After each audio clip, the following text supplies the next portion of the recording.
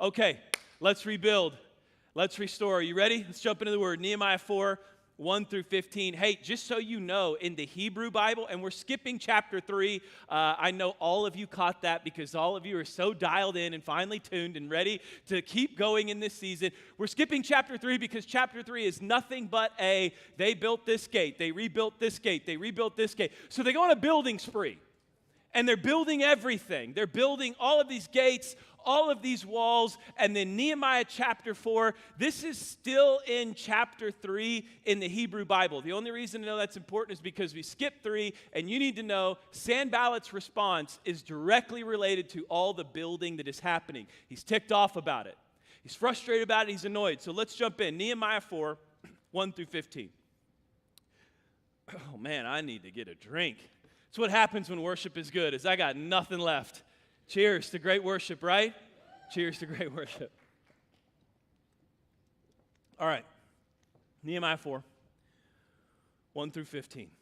Sanballat was very angry when he learned that we were rebuilding the wall.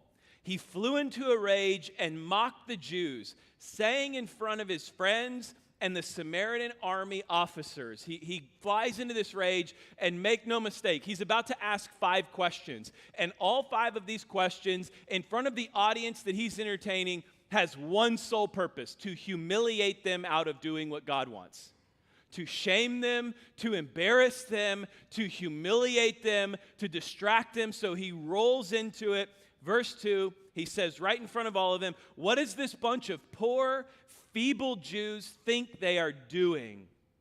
Do they think they can build the wall in a single day by just offering a few sacrifices? Do they actually think they can make something of stones from a rubbish heap, and charred ones at that? Do they really think they can do something with burnt stones? Do they really think the rubble of their past, the rubble of their rebellion, the rubble of their continued failures, the rubble of their shame, the rubble of their embarrassment, do they really think that these monuments that we've created of rubble, that are monuments to the shame, destruction, and overtaking of them as a people, do they really think they can rebuild it? Come on, with a lot of life in your soul, with every ounce of spirit that you have, what do we say back to that? Burnt stones?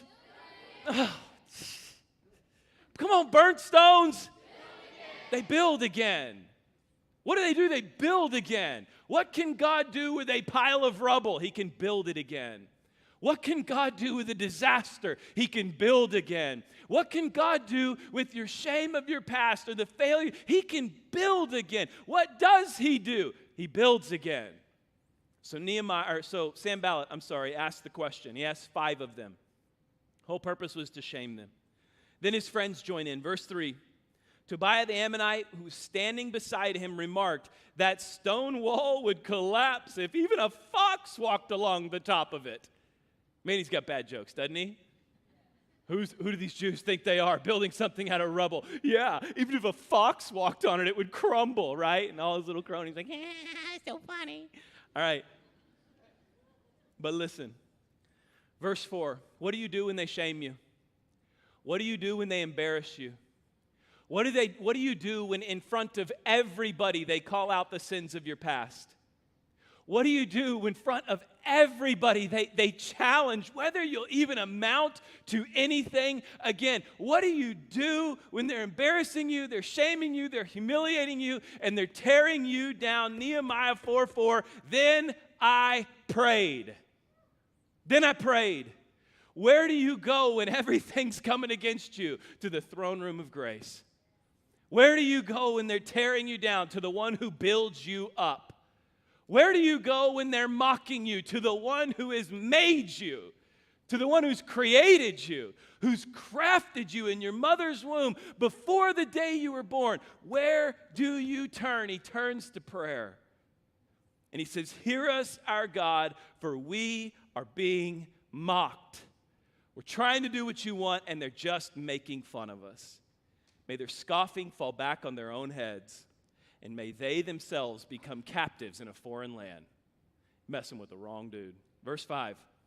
Do not ignore their guilt. Do not blot out their sins, for they have provoked you to anger here in front of the builders. Verse 6. At last the wall was completed to half its height around the entire city. Catch what they did, for the people had worked with enthusiasm. What do you do to smack the devil in the mouth when he is beating you down, when he is shaming you, when he is mocking you? You pray and you keep on building. You just keep surging forward. Whatever that may look like, you give God the greatest offering that you have. In this case, a pile of burnt stones. But hey, it's his. And what can he do with burnt stones? Build again, there you are. You're coming along. What can he do with that offering? So they work with enthusiasm. Verse 7, but when Sanballat and Tobiah and the Arabs, the Ammonites and the Ashdodites heard that the work was going ahead and that the gaps in the wall of Jerusalem were being repaired, they were furious. When they heard progress was going on, they were upset. They were furious. They all made plans to come and fight against Jerusalem and throw us into confusion. Interesting note, the people that have joined in with Sanballat are all of the neighboring regions of where the Jews are building. So when we say they're surrounded, they are completely surrounded. They don't have a way in. They don't have a way out. All that they have is this little space, and all the neighboring regions are coming together saying, you know what, let's kill them. Why not? Let's just wipe them off the face of the planet. So it says, but then Sanballat, they all made plans to come and fight against Jerusalem and throw us into confusion.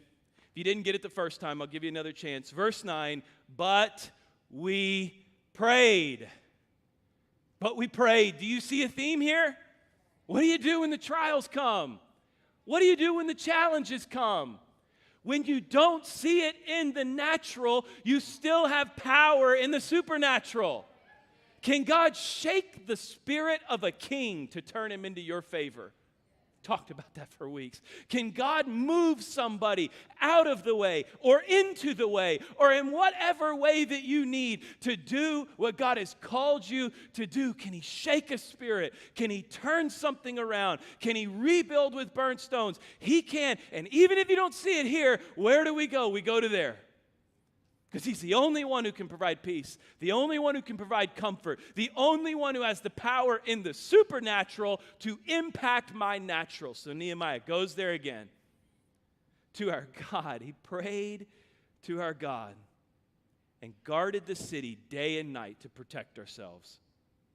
Notice the turn in the narrative. We'll finish here later on today. In like 20 minutes, don't freak out. Then the people of Judah began to complain. Where have we heard that before? Where have we heard that before? What has that gotten them before? When they were leaving Egypt out of slavery and didn't have enough food, what did they do? When they ran out of water, when they were walking through the desert, what did they do? When they ran out of food again and they started saying maybe it would have been better to be in prison in Egypt than to be here in the wilderness and die of starvation, what did they do? When they were sick of God being their king, and they left the promised land and they wanted an earthly king, what did they do? When Jeremiah came to them and Jeremiah was pleading with them to stop being rebellious or they were going to be overthrown and thrown into exile, what did they do? Over and over and over. And what does complaining do? Every single time we see them in their past complain, it leads to their destruction. So they start complaining. But man, God turns the narrative again. So let me catch up. Meanwhile, then the people of Judah began to complain. The workers are getting tired, and there's so much rubble to be moved. We got more burnt stones than we know what to do with. We'll never be able to build the wall by ourselves. Meanwhile, our enemies were saying, before they know what's happening, we will swoop down on them and kill them and end their work. Verse 12, the Jews who live near the enemy came and told us again and again, they will come from all directions and attack us. They're surrounded. They're coming from all directions. Verse 13, so I placed armed guards behind the lowest parts of the wall and the exposed areas. I stationed the people to stand guard by families, armed with swords, spears, and bows. Verse 14. Man, you want to talk about a pep talk. All you coaches, this is your halftime pep talk, man. Down by a touchdown, it's a playoff game. This is the fourth quarter, and you're down by a touchdown. You're on the goal line. 2 minutes left. What does he do? He looks over the situation. You got coach, see coach in his killer visor and some glasses. He's out there. He's got a clipboard out, and he's looking over the situation. It says, I called together the nobles and the rest of the people, and I said to them, man, this is good. Do not be afraid of the enemy. Remember the Lord who is great and glorious, and fight for your brothers, your sons, your daughters, your wives, and your homes. Verse 15, when our enemies heard that we knew of their plans and that God had frustrated them, what did they do? Got back to work.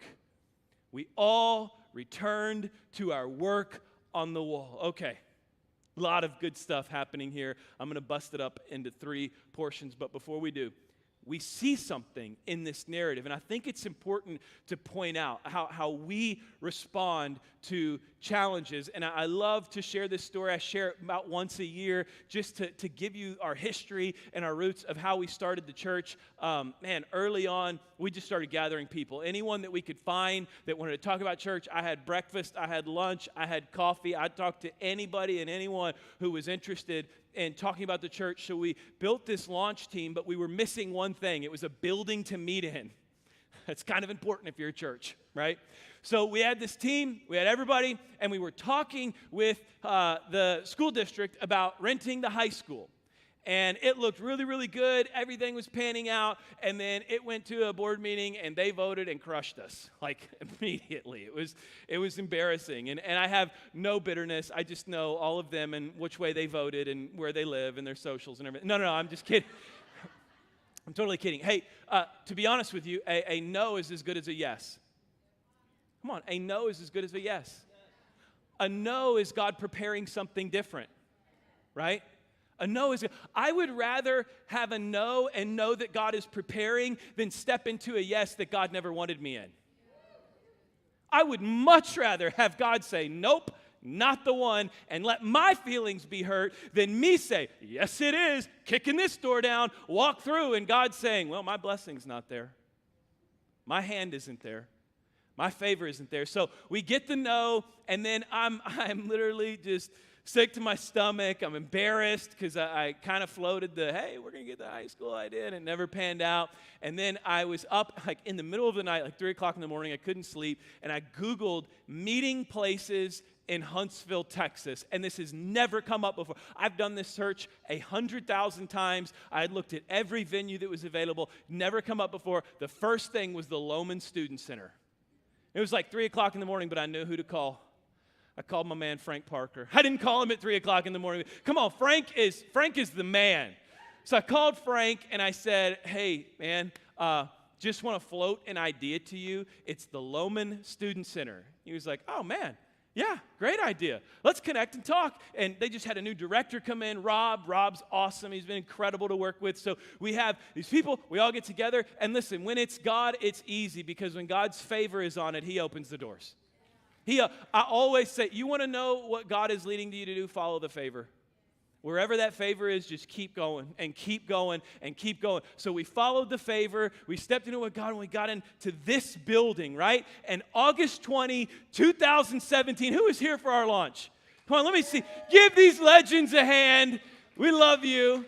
August 20, 2017, we launched, and this was in the old ballroom. It's the white ballroom now. So we launched in the old ballroom, and when we're in there was 500 chairs down, and we had 701 people show up. Beautiful disaster, right? We had 200 people in just standing room only. There were people everywhere. It was so electric. It was so lively. I loved it. And then right after that, August 24, 2017, Hurricane Harvey hit. August 25, 2017, that building flooded. The whole floor was flooded. There was no power in the Loman Student Center. My neighborhood flooded. Woke up at 5 o'clock in the morning to the Coast Guard banging on my door saying, we're closing the entrance to your neighborhood in the next 30 minutes. If you want to leave, you have to leave now or you won't get out. Water's rising. By the way, they're releasing the dam on the river, or on the lake. It's like, okay. Awesome. Woke up Anna, woke up the kids. We threw them all in the car. We took off, and I wound up in Corsicana at the first hotel that was open, and I was sitting there. It was 3 o'clock in the morning, couldn't sleep. You're noticing a pattern with pastors, right? We just stay up all night worrying about everything that God's going to fix, right? So I'm up, I'm worried, and I'm thinking, 1, house is going to be gone. 2, church is going to be gone. Who on earth is going to come? We had the greatest launch we could ever have, and then all of a sudden, the next week, we're canceling church. Hey, by the way, know you loved us. We're not meeting anymore. What are we going to do? Thought it was over. I get emotional thinking, not about that moment of, well, that suffering and that hurt and that just not understanding what's going on really formed me into where we're at now. But now I get emotional thinking about how good God is, because the next weekend was Labor Day weekend, and I remember there was pipe and drape just like this in that old ballroom, and I was just in the back and I was praying. I was saying, God, just do something. I don't even know what's going to be here, what's going to show up. Walk through the pipe and drape, and the place was packed. I said, okay, I hear you. You're here. You're here, and I know that you're here. And I was just talking with someone, and that season of launching, canceling, confusion, frustration, challenges, relaunching again, I'm so grateful for it, because it puts something in our DNA that loves a good challenge. When we talk about our church, we're a people who love a good challenge. I almost get excited when Bree texts me and she's like, hey, sound's not working. Hey, we're only acoustic today. Hey, we have no projection, because I know what it does. It doesn't defeat us. It rallies us. We rise up in the middle and say, you know what? We got a challenge today, and we're going to fight this challenge today. And I was talking to somebody else about the lifespan of our church, and I think 2018 was the only year we didn't have something traumatic. And I'm sure if you thought of it, Chris is one of our church historians. If you think about it, I'm sure you're going to remember something. But we went through 2018, 2019, we moved into this building. Totally underestimated that move. That was a huge move to make that transition, to get all of our stuff right. 2020, we all know that's the year the devil blessed, right? And then we go into 2021. We have a freeze at the beginning of the year, and every single year there are these massive challenges, and every single year it is sowing something into us. It's sowing a resilience into us. It's sowing a turn to prayer into us. It is sowing this fight, this righteous fight, this fight to see God move in spite of the difficulties. That's what Nehemiah is doing in chapter 4. He's going to a people that are broken, they're hurt, they're beat up, they're worn down, they're ready to quit, they're about to be killed, and he is saying, get up off your rear. It's time to fight. It's time to be victorious. They're mocking you, we'll pray. They want to kill you, we'll pray. We have a greater thing to fight for. Okay, 4 pieces to it, and we'll run through. Are you ready? 3 people, 1 in the back. Praise God for you. Here we go. Number 1, they had a greater commitment. They were committed to something greater than what existed on the surface. They had a deeper commitment. They had a vicious commitment about them. Let's go to Nehemiah 4:4-5. Quit getting me all fired up. I don't have any saliva left. All right. Nehemiah 4:4-5. Then I prayed, hear us, our God. Listen to the nature of his prayer. This is really important. We're gonna dive deep into something really quick. Hear us, our God, for we are being mocked. What does he pray for? May their scoffing fall back on their own heads. May they themselves become captives in a foreign land. Do not ignore their guilt. Do not blot out their sins, for they have provoked you to anger. Hear me in front of the builders.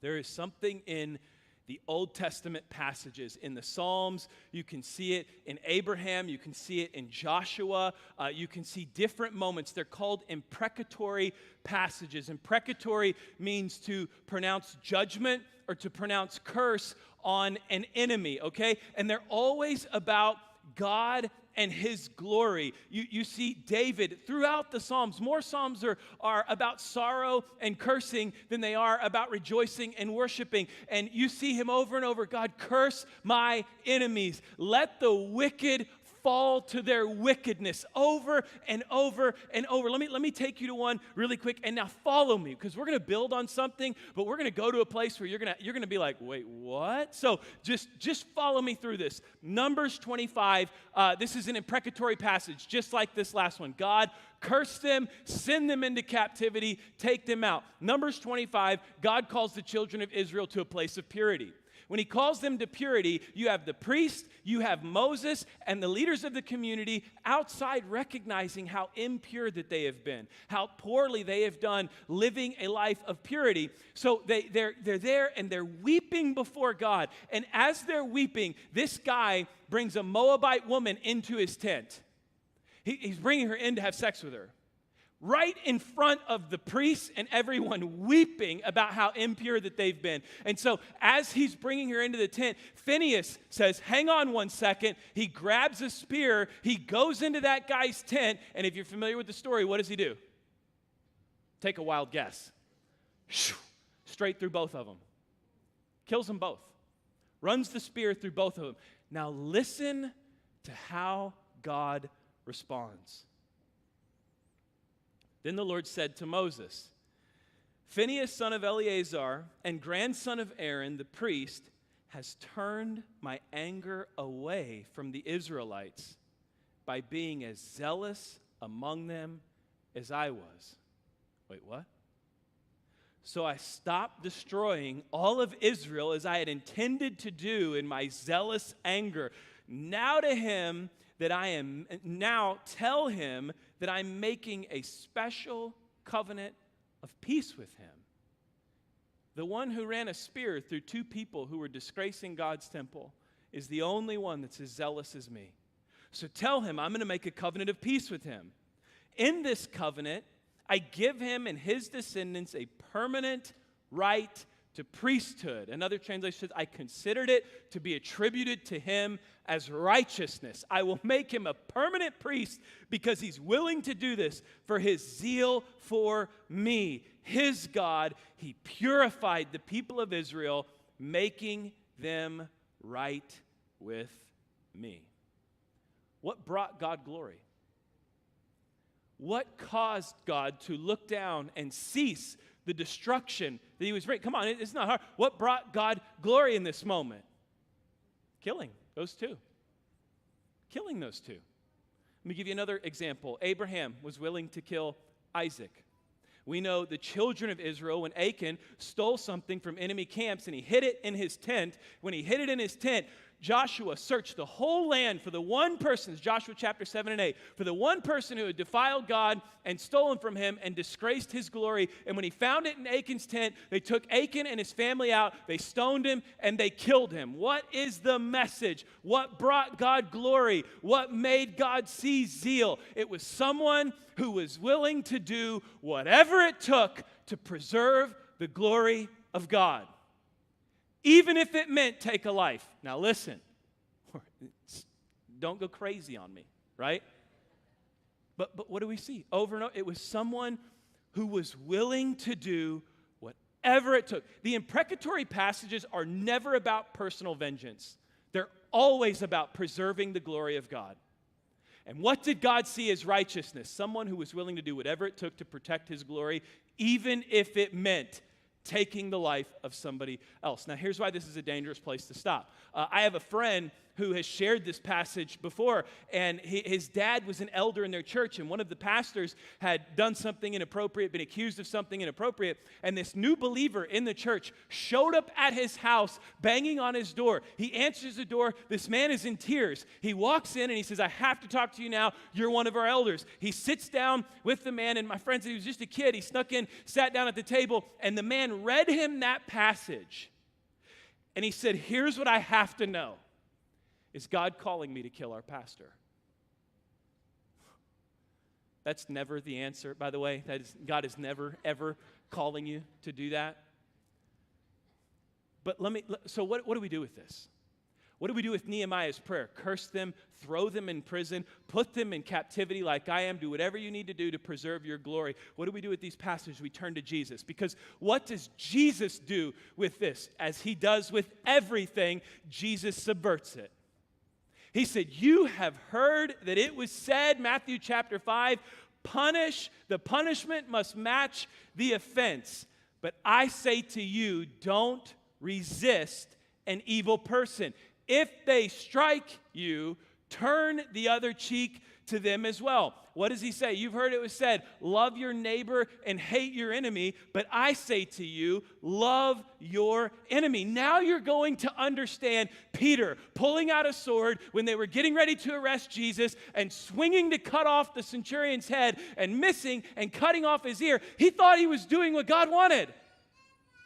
He was set out to protect the righteousness of God. He thought, this is what we do. We kill for the glory of God. We do whatever it takes for the glory of God. Yet what did God do to Peter? He rebuked Peter. He said, Peter, don't do that. What does God do for us? Luke 9, 23 through 24. What does Jesus say? Then he said to the crowd, if any of you wants to be my follower, you must give up your own way, take up your cross, and follow me. Literally, die to yourself. If you try to hang on to your life, you will lose it. But if you give up your life for my sake, you will save it. In other words, he subverts the whole understanding of protecting the glory of God. And he says, I no longer need you to kill for my glory. I just want to know if you'll die for it. I just want to know if you'll die to yourself to protect my glory. I just want to know if my glory is so important to you. I don't need you to kill for it anymore, but I need you to die to yourself for it. Will you die to your desire to stop looking at things you want to on the internet to preserve my glory? Will you die to your selfishness to just protect my glory? Make no mistake about this. In the Old Testament, in the imprecatory passages, and even in the New Testament, both of them they're both suggesting, would you go to the absolute extreme to protect my glory? In one, it's would you kill to protect my glory? In the other, it's would you be willing to die to yourself for it? Would you be willing to when we talk about a greater commitment, that's the commitment that Nehemiah had. A commitment to do whatever it takes to protect the glory of God. Let me recap this in case you missed a part of it. I am not telling you to leave here and kill for the glory of God. I am telling you to leave here and die to yourself for the glory of God. That is when you are living in a place of such deep submission that you're willing to say, my life for your glory. It was the same with Nehemiah. It was the same with Abraham. It was the same with Joshua. It has always been about God's glory. The method has just changed. It's no longer I go kill for it. It's just am I willing to die to myself for it, which is probably harder anyway. It's easy to point fingers and blame. It's a whole lot harder to die to self. We miss this in Western Christianity. We are so concerned with protecting our partisan rights that we just let the glory of God fall by the wayside. He is saying the only thing you're willing to give up your life for is to protect my glory. And here's what it looks like to give up your life. Die to your sinful nature. Die to your anger. Die to your frustration. Die to your lying. Die to your gossip. Die to these things daily, and you will preserve my glory. How does Nehemiah rebuild again? How does he take a city of rubble and rebuild? He's willing to do whatever it takes to protect God's glory. How do you rebuild your life? You're just willing to do whatever it takes to protect God's glory. Whatever it takes to protect God's glory. Whatever I need to get out of me to protect God's glory, that's what I'm going to do. Whatever I need to fix about me to protect God's glory, that's what I'm going to do. Whoever I need to rid myself of to protect God's glory, that's what I'm going to do. Whatever I have to do to protect His glory, I'm going to do it. Amen. Let's jump in. Number 2. Are we okay? Are we okay? I didn't tell you to go kill for God's glory. Y'all looking at me like I just went off the rails. Watch, they're going to come to me like, hey, online went off right after you said kill for God's glory. So we got a problem. Greater action. He had a greater action. Catch this. Right after every single one of his prayers, what does he do? After every single one, he prays in verse 5, God, they're mocking me, humiliate them, throw them into captivity, have judgment on them. And then Nehemiah 4:6, at last the wall was completed to half its height around the entire city, for the people had worked with enthusiasm. They asked, they prayed, and then they took action. Nehemiah 4:9 says, but we prayed to our God and guarded. We didn't just pray and sit back. We prayed and we took action and we guarded the city day and night to protect ourselves. You're catching something with the prayers of Nehemiah, right? In Nehemiah 1 verse 4, he prays and he gets the report that Jerusalem's in ruins. As he prays, what does he do next? He goes to the king. The king says, why are you so upset? And what does he do? He prays. And after he prays, what does he do? He takes action and he tells the king and he goes to Israel to rebuild the city. What do we see over and over? Nehemiah is a man who prays and his prayers are accompanied by action. James 1:22 says, but don't just listen to God's word.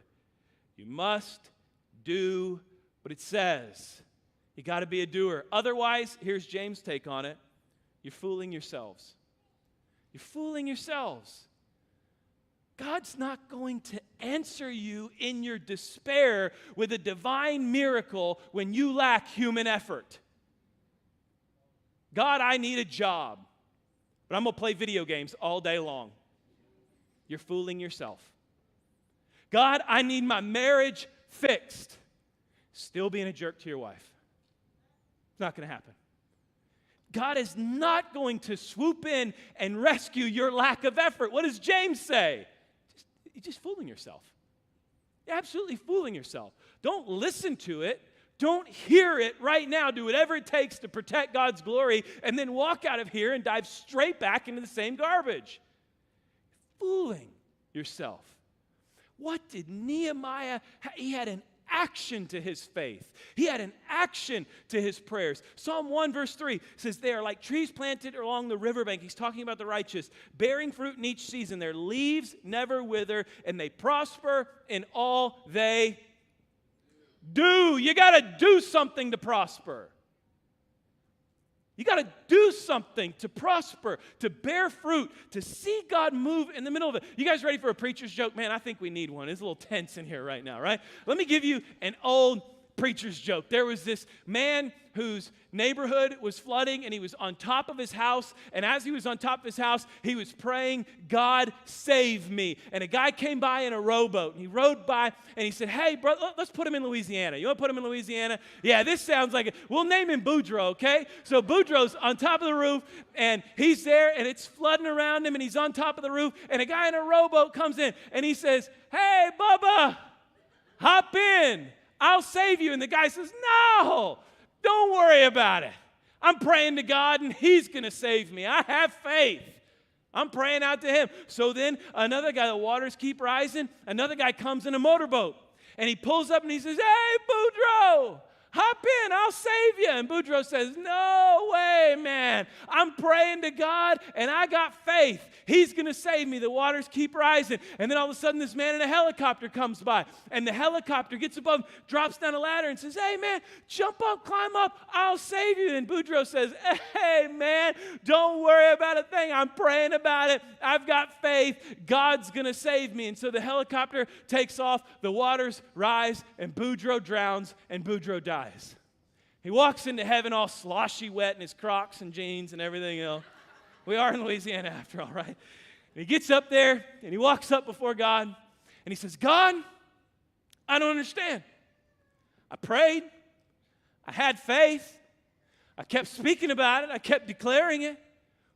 God, why didn't you save me? And God said, Boudreaux, I sent you a rowboat, a motorboat, and a helicopter. What more do you expect from me? You got to take action. You got to take action. You can't just sit around and expect God to do it. He's going to open a door, but who's got feet? You got to walk through it. What do we see over and over and over? Now listen, you don't neglect faith for action. I'm not preaching a faith by action, but what I'm saying is exactly what Nehemiah modeled. I'm going to pray, and then I'm going to work with enthusiasm. I'm going to pray, and I'm going to keep building. I'm going to pray, and when the opportunity walks up, I'm going to march into that king's office. I'm going to tell the king what I want. I'm going to pray, and when he says go, I'm going to ask for supplies, and I'm going to ask for pardons from other governors, and I'm going to go to Jerusalem, and I'm going to rebuild this place. What is the pattern over and over and over? What does James say? Don't just be hearers, be doers. What do we hear? We ask and then we act. I'm going to ask God for it, and then I'm going to act on it. And I'm going to do whatever he prompts me to act on. I'm going to ask and I'm going to act. I'm going to ask and I'm going to act. That's what Nehemiah does over and over and over. All right, let's wrap this up. Greater motivation. Oh man, we got to get into character here. You want to be Jews for a minute? Come on, you want to be Jews for a minute? We've been in Louisiana, now we're in Israel. Come on, let's be Jews. Right? We're a bunch of Cajuns, now we're Jews. All right, let's be Jews for a minute. Let me walk through this. Let me get the word here too. Okay, we got to set the stage for this. Imagine you are Nehemiah, right? And you've got your people building, and you guys are I don't feel comfortable being Nehemiah. Let's just say Nehemiah's here, and Nehemiah's rallied you, and he's got you ready, and he's got you fired up, and you're building, and then all of a sudden, Sanballat comes and he tries to humiliate you in front of everybody, and instead we say, God, why don't you humiliate Sanballat? We'll keep rolling. Lock them up. Let us keep going, and the enthusiasm rises, and you keep building, and you keep throwing that wall together, and then resistance comes again, and they're really frustrated this time, and they want to kill you. So you pray again, and then you put guards outside that are protecting everything, everywhere. So now we're protected. They want to kill us. We got guards at every door, and we keep building, but then all of a sudden something happens. Y'all are getting tired. Y'all are grumbling. Y'all are worn out. Y'all are sick of all the work, and you see all the burnt stones, and you just don't know what to do. And then, oh, by the way, you catch wind that they want to kill you. And then, oh, by the way, one of our neighbors at the building over comes running through here, and he says, I don't know if you guys know this or not, but there are armies assembled, and they are ready to slaughter you. And they're coming, and they want to see you dead. There's a whole lot more of them than there are you. Nehemiah 4:14. Then as I looked over the situation, now you're there. I'm looking over. No, I'm not Nehemiah. Nehemiah's looking over. I'm not worthy to be Nehemiah. Nehemiah's looking over the situation, and he is saying, my people are tired. My people are worn out. There are armies that are surrounding us that want to kill us, and we've just got this progress rolling, and it seems like it's all falling apart. Then as I looked over the situation, I called together the nobles and the rest of the people and said to them, don't be afraid of the enemy. Remember the Lord who is great and glorious, and fight for your brothers, your sons, your daughters, your wives, and your homes. Do you hear the life that he injects into them? Don't be afraid. He gives them three things when he's finishing this up. He says, don't be afraid. I know they want to kill us. I know they want to take us out. I know they're surrounding us, but don't you be afraid. We're doing the Lord's work here, and we'll do anything to protect his glory, so don't be afraid. Second thing that he says, remember the glory of God. Remember the goodness of God. We have a great God. We have a mighty God. We have an awesome God. And then how does he finish? He says, fight. Fight for your brothers, fight for your sisters, fight for your family, fight for your homes, fight for your wives. Whatever you do, have this spirit that rises up in you. I'm going to fight for the glory of God in my home. I'm going to fight for the glory of God with my kids. And we talk about this all the time. I used to talk to Drew about this all the time. He'd be loading out there, and these kids would be running up and down the halls, and he'd always say, one day these little knuckleheads are going to be running this place. That's what we're fighting for. That's what we're building for. That's what we're championing here. We want that day to come. Look, I'm not fighting for me right now. I'm fighting for a 5-year-old, for a 10-month-old, and an 8-year-old, wherever the world she's at. I'm fighting for them. I want this to be their place. I'm fighting for yours. Fighting for your homes, for your kids. I want it to be them that have that. That's what our motivation is. Notice in verse 13, how did he group them as guards? Grouped them as families. Isn't that interesting? He said, that family right there is fighting to protect that door. That family right there is fighting to protect that door. Because what is the greatest motivating factor on earth that you can have? Fighting for your family. Fighting for the glory of God to be preserved for future generations. So he says, that family, go there. That family, go there. And together, we're going to not be afraid. We will fear nothing. We will remember the goodness of our God, and we will build something for years and years to come. And guess what? He did it. Incredible. He did it. He had a greater motivation. We have got to become motivated to preserve the glory of God in our homes. We have to become motivated to preserve the glory of God in our families. We have to become motivated to preserve the glory of God in our children. And that means we're willing to do whatever it takes to preserve it. And you know what? Whatever it takes is you dying to yourself.